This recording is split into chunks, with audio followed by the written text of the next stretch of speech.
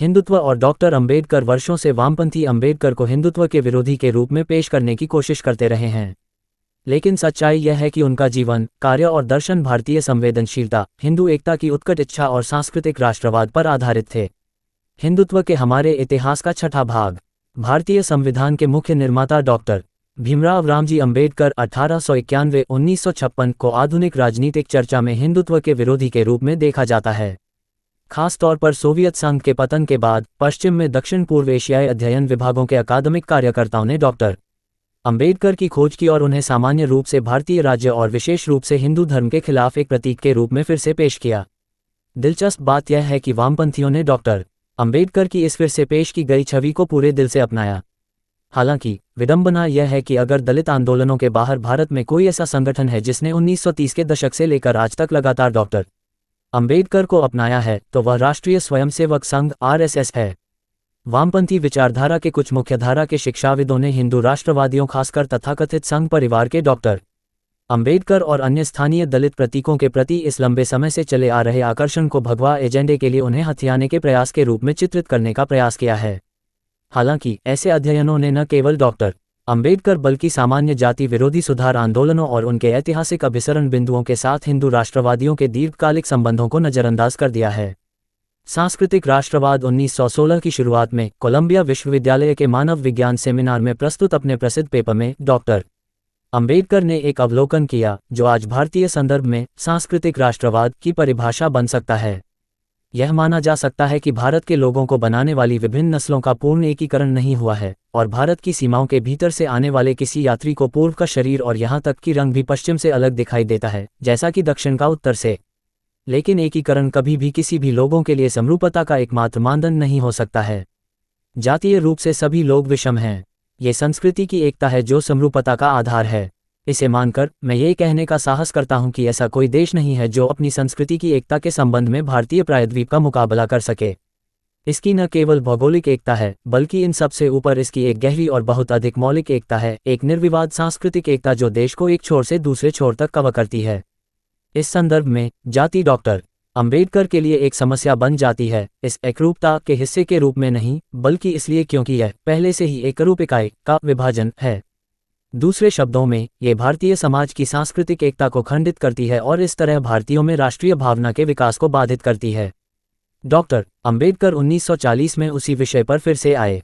विभाजन की समस्या पर चर्चा करते हुए वे खुद को विभाजन के दार्शनिक के रूप में लेबल करते हुए बन गए और यहाँ क्षेत्रीय राष्ट्रवाद के विचार को खारिज करते हुए वे गुणात्मक रूप से अलग प्रकार के राष्ट्रवाद पर जोर देंगे। अगर एकता को स्थायी होना है तो उसे रिश्तेदारी की भावना पर आधारित होना चाहिए, रिश्तेदारी की भावना पर।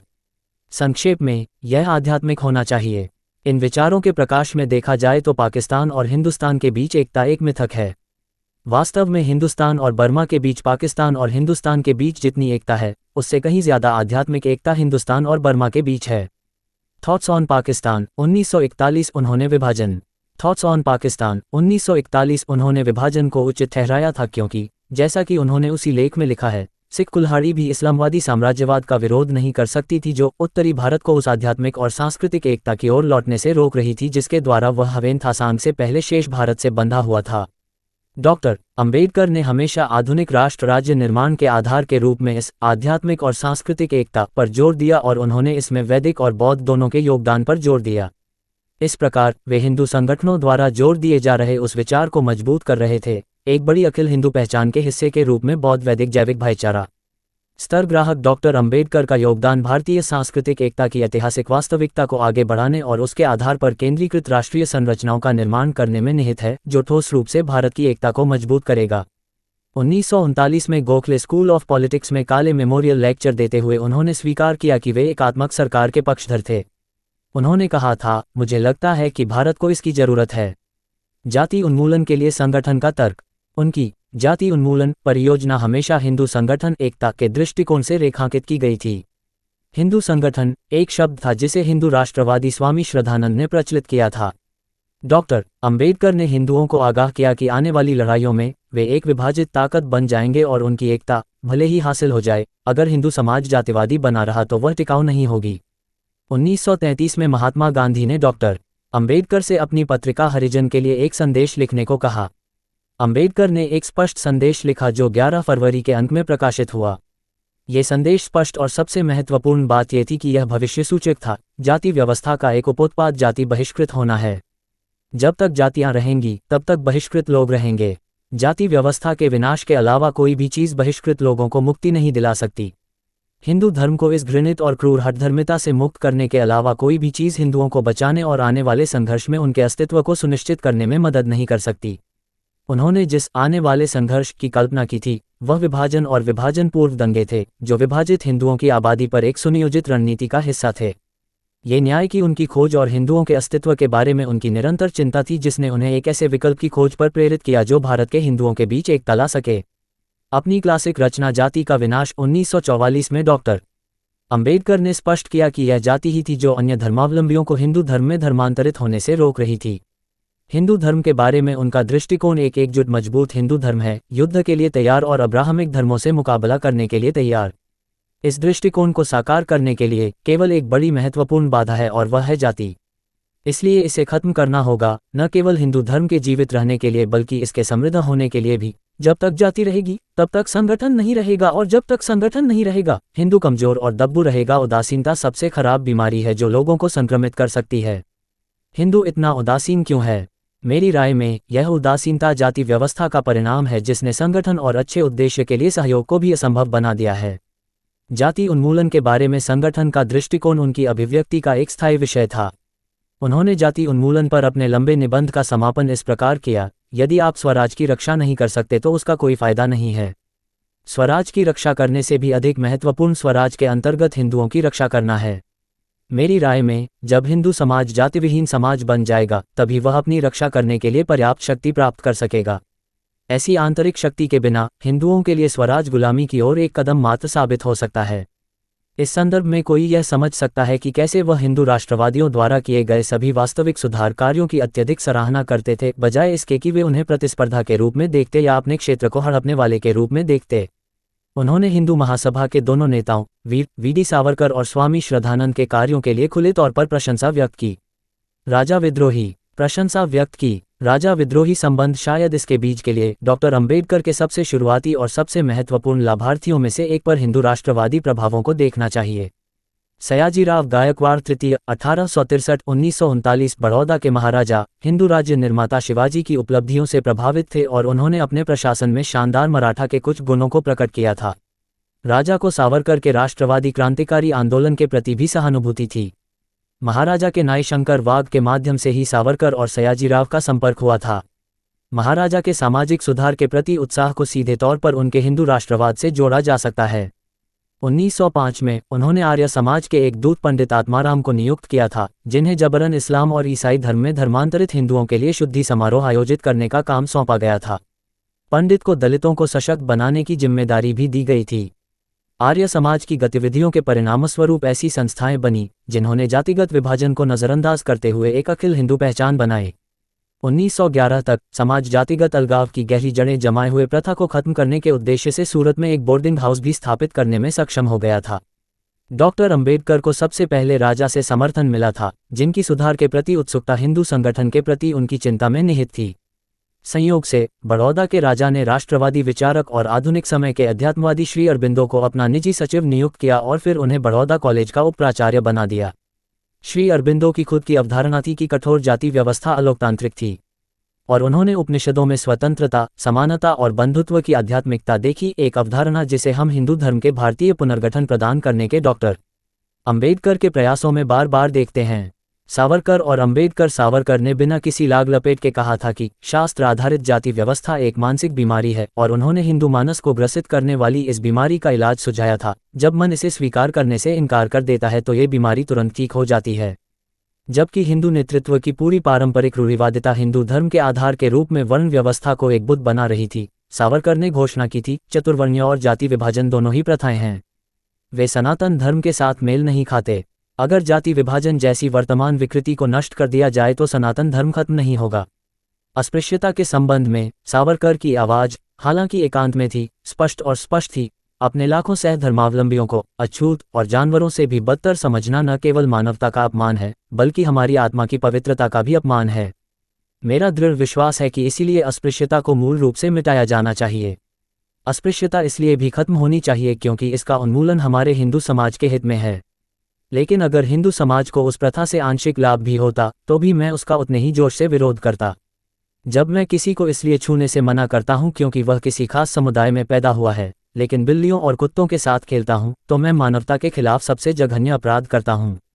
अस्पृश्यता को न केवल इसलिए मिटाया जाना चाहिए क्योंकि यह हमारा कर्तव्य है, बल्कि इसलिए भी कि धर्म के किसी भी पहलू पर विचार करते समय इस अमानवीय प्रथा को उचित ठहराना असंभव है। इसलिए इस प्रथा को धर्म के आदेश के रूप में मिटाया जाना चाहिए। न्याय, धर्म और मानवतावाद के दृष्टिकोण से अस्पृश्यता से लड़ना एक कर्तव्य है और हम हिंदुओं को इसे पूरी तरह से मिटा देना चाहिए। वर्तमान परिस्थितियों में इससे लड़ने से हमें क्या लाभ होगा, ये गौण विचार है। लाभ का ये प्रश्न आपद्धर्म है, कुछ विशेष परिस्थितियों में किया जाने वाला कर्तव्य और अस्पृश्यता का उन्मूलन सबसे प्रमुख और पूर्ण धर्म है। जाति उन्मूलन पर निबंध 1930। जब सावरकर रत्नागिरी में थे तो उनकी आवाजाही और राजनीतिक गतिविधियों में भागीदारी दोनों प्रतिबंधित थी। फिर भी उन्होंने दलितों के हितों की वकालत की और रत्नागिरी में आयोजित महार सम्मेलन की अध्यक्षता की। सावरकर को लिखे अपने पत्र में पिछली व्यस्तताओं के कारण उनसे मिलने में असमर्थता व्यक्त करते हुए डॉक्टर अंबेडकर ने लिखा, हालांकि मैं इस अवसर पर आपके द्वारा सामाजिक सुधार के क्षेत्र में किए जा रहे कार्यों की सराहना करना चाहता हूं। यदि अछूतों को हिंदू समाज का हिस्सा सराहना करना चाहता हूं। यदि अछूतों को हिंदू समाज का हिस्सा बनना है तो अस्पृश्यता को हटाना ही पर्याप्त नहीं है, इसके लिए आपको चतुर्वर्ण को नष्ट करना होगा।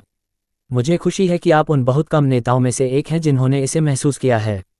धनंजय कीर द्वारा उद्धृत पत्र, वीर सावरकर, 1950 अप्रैल 1933 में डॉक्टर अंबेडकर की जनता पत्रिका ने एक विशेष अंक में वीर सावरकर को श्रद्धांजलि देते हुए कहा कि दलितों के हित में उनका योगदान गौतम बुद्ध के योगदान जितना ही निर्णायक और महान था।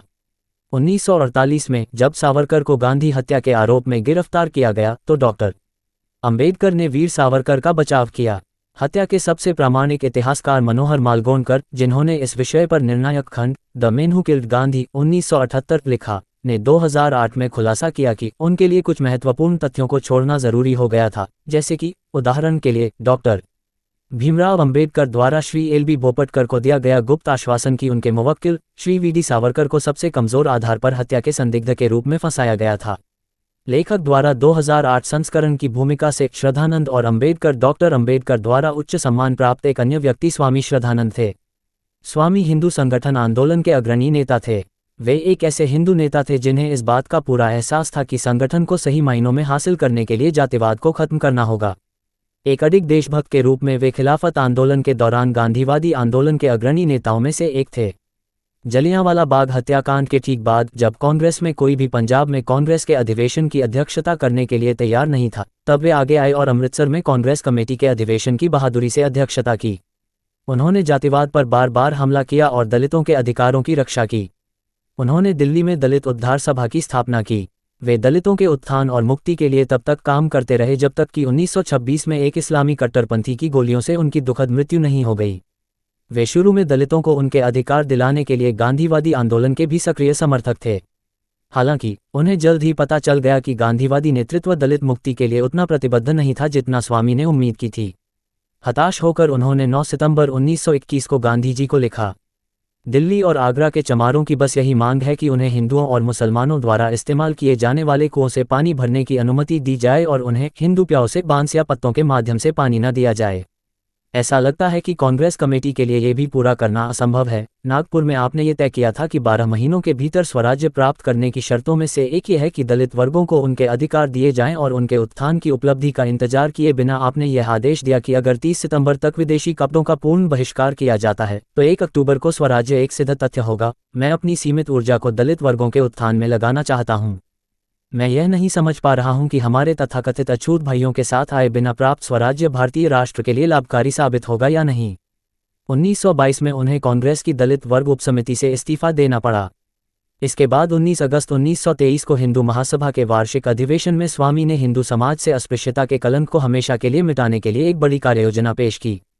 उन्होंने एक प्रस्ताव पेश किया जिस पर रूढ़िवादियों ने इतनी तीखी आलोचना की कि अधिवेशन लगभग विफल हो गया। स्वामी ने जो प्रस्ताव पेश किया वह दलितों की बुनियादी गरिमा और मौलिक मानवाधिकारों के लिए था। हिंदू समुदाय में तथाकथित दलित वर्गों के साथ न्याय करने और उन्हें आर्यन बिरादरी के महान निकाय में एक जैविक पूरे के हिस्से के रूप में आत्मसात करने की दृष्टि से सभी संप्रदायों के हिंदुओं का ये सम्मेलन आयोजित करता है। दलित वर्गों में सबसे निचले तबके को सार्वजनिक कुओं से पानी भरने की अनुमति दी जाए। ख उन्हें भी पीने के स्थानों पर उसी प्रकार मुफ्त में पानी दिया जाए जैसा कि अन्य हिंदुओं में सर्वोच्च व्यक्ति को दिया जाता है। ग उक्त वर्ग के सभी सदस्यों को सार्वजनिक बैठकों और उनके समारोहों में उच्च वर्ग के साथ एक ही कालीन पर बैठने की अनुमति दी जाए। और घ उनके बच्चों, लड़के और लड़कियों को सरकारी, राष्ट्रीय और सांप्रदायिक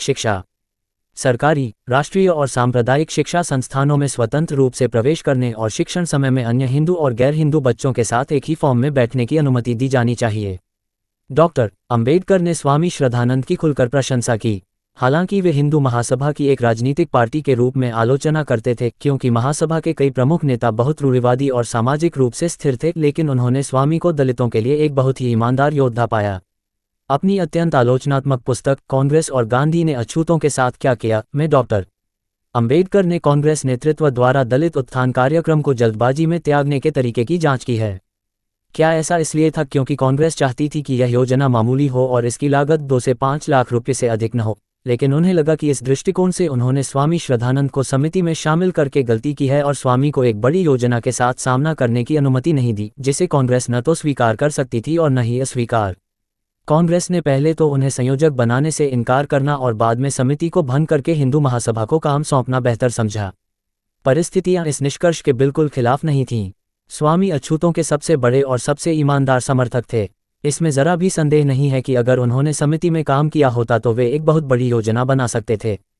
कांग्रेस उन्हें समिति में नहीं चाहती थी और उन्हें डर था कि वे अछूतों के हित के लिए कांग्रेस के धन पर बड़ी मांग करेंगे। यह उनके और कांग्रेस के तत्कालीन महासचिव पंडित मोतीलाल नेहरू के बीच हुए पत्राचार से स्पष्ट है। डॉक्टर अंबेडकर ने श्रद्धानंद को अछूतों का सबसे बड़ा और सबसे ईमानदार समर्थक पाया। ये बहुत दिलचस्प है क्योंकि यह एक ऐसी उपाधि है जिसे अच्छे डॉक्टर ने कभी अपने लिए नहीं लिया। हालांकि गांधी को यह उपाधि अपने लिए पाना बहुत अच्छा लगता। ये कांग्रेस के उस प्रचार को भी झूठा साबित करता है कि अंबेडकर गांधी संघर्ष इसलिए हुआ क्योंकि अंबेडकर नहीं चाहते थे कि कोई और अछूतों का नेता कहलाए। हिंदुत्व का मंदिर दलित मुक्ति को हिंदू संगठन के लिए महत्वपूर्ण समझने की इस समग्र दृष्टि ने हमेशा डॉक्टर अंबेडकर के दृष्टिकोण और कार्यों को आकार दिया। 1927 में दलितों के मंदिर प्रवेश के अधिकार पर जारी उनके बयान ने इस मुद्दे को सांस्कृतिक ऐतिहासिक दृष्टिकोण से देखा और उनकी ओर से किसी भी आस्तिक आवश्यकता को खारिज कर दिया। सबसे महत्वपूर्ण बात जिस पर हम जोर देना चाहते हैं वह ईश्वर की प्रतिमा की पूजा से मिलने वाली संतुष्टि नहीं है। हिंदुत्व जितना अछूत हिंदुओं का है उतना ही स्पृश्य हिंदुओं का भी है। इस हिंदुत्व के विकास और गौरव में वाल्मीकि, व्यादगीता के दृष्टा, चोखामेला और रोहिदास जैसे अछूतों ने उतना ही योगदान दिया है जितना वशिष्ठ जैसे ब्राह्मणों, कृष्ण जैसे क्षत्रियों, हर्ष जैसे वैश्यों और तुकाराम जैसे शूद्रों ने। हिंदुओं की रक्षा के लिए लड़ने वाले सिद्धनक महार जैसे वीर अनगिनत थे। हिंदुत्व के नाम पर बनाया गया मंदिर, जिसका विकास और समृद्धि स्पृश्य और अछूत हिंदुओं के बलिदान से धीरे धीरे हासिल हुई, जाति के बावजूद सभी हिंदुओं के लिए खुला होना चाहिए। बहिष्कृत भारत, 27 नवंबर 1927। धनंजय कीर। डॉक्टर अंबेडकर, जीवन और मिशन। 1990 में उद्धृत इस वक्तव्य का महत्वपूर्ण तत्व यह है कि डॉक्टर अंबेडकर ने हिंदू धर्म शब्द की जगह हिंदुत्व शब्द का इस्तेमाल किया है। ऐसा करके उन्होंने हिंदुओं को यह एहसास दिलाने का प्रयास किया कि दलित मुक्ति का मुद्दा हिंदू राष्ट्रवादी राजनीति के मूल में होना चाहिए, क्योंकि यह भारतीय इतिहास को आकार देने वाली बड़ी ऐतिहासिक प्रक्रियाओं का तार्किक विकास होना चाहिए। ये रूढ़िवादी पारंपरिक जातिवाद को खत्म करने और एक गतिशील हिंदू राष्ट्रवाद को अपनाने की अपील थी। दुर्भाग्य से हिंदू रूढ़िवाद और हिंदू नेतृत्व ने उन्हें विफल कर दिया। इसलिए 13 अक्टूबर 1935 को डॉक्टर अंबेडकर ने घोषणा की कि भले ही अछूत के रूप में जन्म लेना उनकी शक्ति से परे है, लेकिन ये सुनिश्चित करना उनकी शक्ति में है कि वे हिंदू के रूप में न मरें, और उन्होंने संकल्प लिया कि वे हिंदू के रूप में नहीं मरेंगे। ये वास्तव में हिंदू रूढ़िवाद पर एक सुनियोजित प्रहार था, लेकिन केवल हिंदू राष्ट्रवादियों ने ही स्थिति की गंभीरता और डॉक्टर अंबेडकर की प्रतिक्रिया की न्यायसंगत प्रकृति को समझा। हिंदू रूढ़िवाद द्वारा दलितों के साथ किए गए घृणित व्यवहार के बावजूद डॉक्टर अंबेडकर ने अभी भी हिंदुत्व के नाम पर बनाए गए मंदिर का सम्मान किया और वैकल्पिक धर्म के अपने चुनाव में राष्ट्रहित को सर्वोपरि रखा। उन्होंने आरएसएस के संस्थापक डॉक्टर केबी हेडगेवार के गुरु डॉक्टर बीएस मुंजे के साथ विस्तृत चर्चा की। इसके बाद डॉक्टर अंबेडकर ने कहा, धर्मांतरण से पूरे देश पर क्या असर पड़ेगा, ये ध्यान में रखना चाहिए। इस्लाम या ईसाई धर्म अपनाने से दलित वर्ग का राष्ट्रवाद खत्म हो जाएगा। अगर वे इस्लाम अपनाते हैं तो मुसलमानों की संख्या दोगुनी हो जाएगी और मुस्लिम वर्चस्व का खतरा भी वास्तविक हो जाएगा। अगर वे ईसाई धर्म अपनाते हैं तो ईसाइयों की संख्या 5 से 6 करोड़ हो जाएगी। इससे देश पर ब्रिटेन की पकड़ मजबूत होगी। दूसरी ओर अगर वे सिख धर्म अपनाते हैं तो वे न केवल देश के भाग्य को नुकसान नहीं पहुंचाएंगे बल्कि वे देश के भाग्य में मदद करेंगे। वे राष्ट्रवाद से वंचित नहीं होंगे। Doctor Ambedkar, the times of India, 24 July 1936। Doctor Ambedkar हमेशा इस बात का ख्याल रखते थे कि वे अपने लोगों को न्याय और मुक्ति की तलाश में कभी भी राष्ट्रीयकृत न होने दें। इसी से जुड़ी है हिंदू शब्द की परिभाषा। वे चाहते थे कि दलित दमनकारी रूढ़िवादिता से ग्रसित हिंदू धर्म से बाहर निकल जाएं लेकिन हिंदू संस्कृति के भीतर ही रहें। सावरकर से भी अधिक सावरकरवादी विभाजन की समस्या पर चर्चा करते हुए डॉक्टर अंबेडकर ने देखा कि सावरकर द्वारा हिंदू शब्द की परिभाषा बहुत सावधानी और सतर्कता के साथ बनाई गई थी ताकि गैर भारतीय मूल के द्विआधारी धर्मों को बाहर रखा जा सके और बौद्ध, जैन, सिख आदि को शामिल किया जा सके। योग्यता के तत्व के रूप में वेदों की पवित्रता में विश्वास पर जोर न दिया जाए। डॉक्टर अंबेडकर शायद एकमात्र व्यक्ति थे जिन्होंने राष्ट्र निर्माण के लिए इस परिभाषा के समाजशास्त्रीय निहितार्थ को समझा। थॉट्स ऑन पाकिस्तान में उन्होंने देखा, परिणामस्वरूप तथाकथित आदिवासी या पहाड़ी जनजातियां भी हिंदू हैं क्योंकि भारत उनकी पितृभूमि होने के साथ साथ उनकी पवित्र भूमि भी है, चाहे वे किसी भी धर्म या पूजा का पालन करें। बाद में ये तय करते समय कि हिंदू कोड बिल किस पर लागू होगा, डॉक्टर अंबेडकर ने परिभाषा के उसी ढांचे का इस्तेमाल किया जो सावरकर ने हिंदू की अपनी परिभाषा में इस्तेमाल किया था। जब संप्रदायवादियों ने उनके बिल में बौद्धों, जैन और सिखों को हिंदुओं के साथ समूहीकृत किए जाने की शिकायत की तो उन्होंने जवाब दिया, सिखों, बौद्धों और जैनों पर हिंदू संहिता लागू करना एक ऐतिहासिक घटना थी और समाजशास्त्रीय दृष्टि से इस पर आपत्ति जताना बहुत देर हो चुकी होगी। जब बुद्ध वैदिक ब्राह्मणों से अलग थे तो उन्होंने ऐसा केवल पंथ के मामले में किया और हिंदू कानूनी ढांचे को बरकरार रखा। उन्होंने अपने अनुयायियों के लिए अलग कानून नहीं बनाया। महावीर और 10 सिख गुरुओं के मामले में भी यही स्थिति थी। पाकिस्तान पर अपने विचारों में एक और रोचक तथ्य मिलता है जो एक तरह से हिंदुत्व की कट्टरपंथी अवधारणा से भी परे है।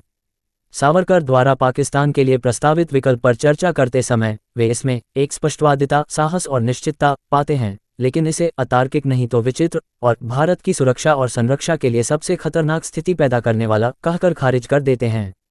क्योंकि एक बार 2 राष्ट्र सिद्धांत को स्वीकार कर लिया गया है, फिर एक प्रमुख राष्ट्र हिंदू और दूसरे छोटे राष्ट्र मुस्लिम के साथ अंबेडकर सहअस्तित्व को बिल्कुल अव्यावहारिक और खतरनाक पाते हैं। डॉक्टर अंबेडकर बताते हैं कि सावरकर मुस्लिम राष्ट्र को दबाने का प्रस्ताव नहीं रखते हैं, जबकि साथ ही देश को विभाजित करने के लिए सहमत नहीं हैं। वे आकर्षक ढंग से कहते हैं, कोई भी व्यक्ति बड़े राष्ट्र द्वारा छोटे राष्ट्र के दमन के सिद्धांत की बुद्धिमत्ता को समझ सकता है और उसकी सराहना भी कर सकता है क्योंकि अंतिम लक्ष्य एक राष्ट्र बनाना है। स्तरग्राहक 1940 के दशक में हिंदू मुस्लिम समस्या एक महत्वपूर्ण मुद्दा था, जहां अंबेडकर का रुख सावरकर से भी अधिक सावरकरवादी था। अरविंदन स्वराज्य में सहायक संपादक हैं। दलितों, अंबेडकर सूचना सिर्फ मान्यताओं और जानकारियों पर आधारित है। यहाँ ये बताना जरूरी है कि यह मेरा वीडियो किसी भी तरह की मान्यता, जानकारी की पुष्टि नहीं करता है। किसी भी जानकारी या मान्यता को अमल में लाने से पहले संबंधित विशेषज्ञ से सलाह लें। धन्यवाद।